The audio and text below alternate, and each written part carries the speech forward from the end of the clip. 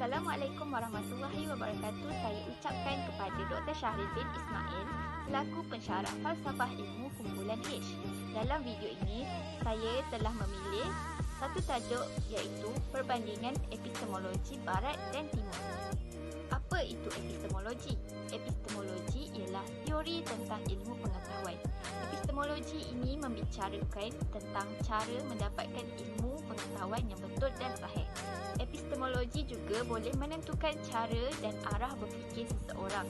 Dari sini, kita dapat lihat sama ada seseorang itu berfikir secara deduktif atau induktif. Perkataan epistemologi berasal dari bahasa Yunani iaitu epistem yang bermaksud pengetahuan dan logos bermaksud teori.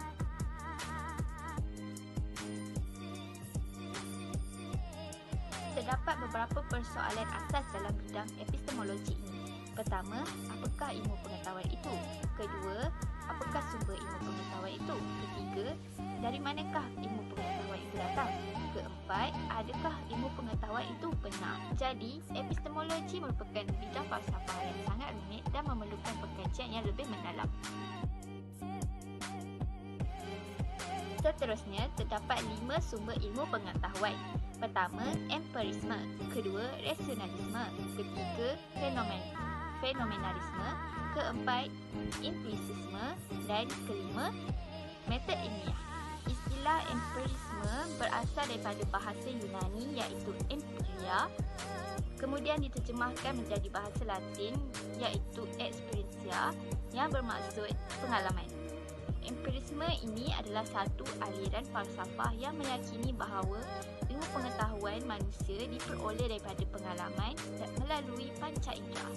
Seterusnya, rasionalisme. Istilah rasionalisme berasal daripada bahasa Latin iaitu ratio yang bermaksud akal.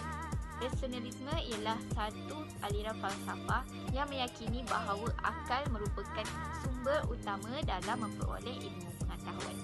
Fenomenalisme ialah teori memandang pengetahuan yang terbatas pada fenomena sama ada fenomena fizikal iaitu semua objek yang nyata atau fenomena mental iaitu semua objek yang tidak nyata.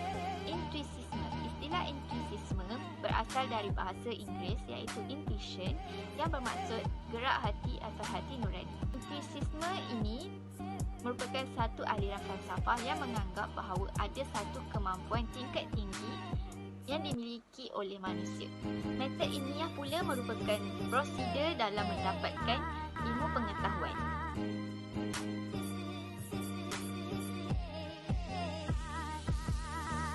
Epistemologi Timur. Epistemologi Timur mempunyai hubungan dengan ilmu wahyu.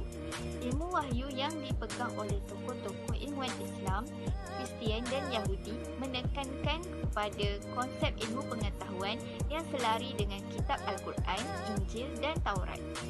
Bagi umat Islam, Al-Quran dan hadis Nabi Muhammad SAW adalah wajib dirujuk dan dipercayai.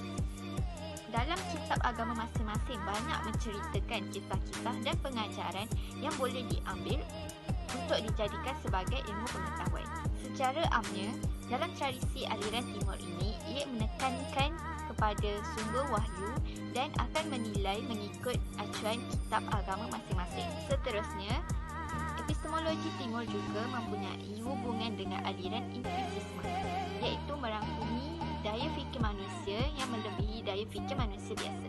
Intuisisme juga disebut sebagai ilham atau inspirasi yang hadir secara tiba-tiba dan ia juga tidak terjadi kepada semua orang. Pemikiran ilmu pengetahuan sebenarnya tidak dapat melarikan diri dengan konsep keagamaan atau ritualisme dalam agama Islam, Yahudi dan Kristian. Aliran ilmu pengetahuan dalam agama-agama tersebut dikesan mempunyai acara ritualisme masing-masing seperti penggunaan mantra, jampi, ayat-ayat suci dan proses ibadat dilakukan untuk mendapatkan sumber ilmu pengetahuan daripada Tuhan. Epistemologi Barat. Epistemologi Barat menolak penggunaan wahyu dalam mencari ilmu.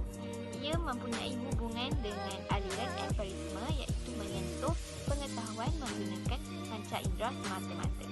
Penyelidikan ilmu dalam empirikal barat menekankan pada bukti pengumpulan bahan dan sumber yang dibaca dan dilihat oleh para pengkaji. Epistemologi barat juga mempunyai hubungan rasionalisme, iaitu menyentuh penggunaan akal dalam mencari ilmu pengetahuan.